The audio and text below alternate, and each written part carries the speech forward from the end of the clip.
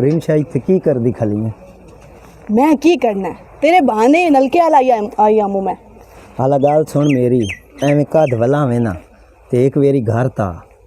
तेरे घर? हाँ। ना ना ना ना, मैं उत्थे कोई नहीं आवना। की बने आए उत्थे तो क्यों नहीं आवना? तेनू कोई नहीं पता, तेरी भरजाई हुई उसे घर ते तेरी भैन भी, उन्हें मैनू वेख लिया ना ते चीर रखना मैनू। ओए कुछ भी नहीं होंदा, ओ दोवें रल के गईयां होईयां मुरबे आलो ते उन्हां नू जट पाए जावना। दोवें कट्ठियां गईयां? हाँ। मोड़ ते उन्हें ना आपस में लड़ के ना एक तो आना ही आना है घर। उन्हें तो मैनू पता है वो रल के कोई नहीं रह सकदियां, जेड़ी उन्हां दी रूटीन है ना वो कोई नहीं बह सकदी है रल के। इतनी वो लड़दियां भला वो मुरबे च काम भी कर सकसन? ना ना ना मुबशर, भी मैं जो तेरे घर आवां तो कोई तमाशा लगे, ये तू चाहता है भी मेरे साईं नू भी पता लगे? तो हुण आवना या कोई ना? नहीं, मैं कोई नहीं आवना उदे। इस गल ते पक्की है?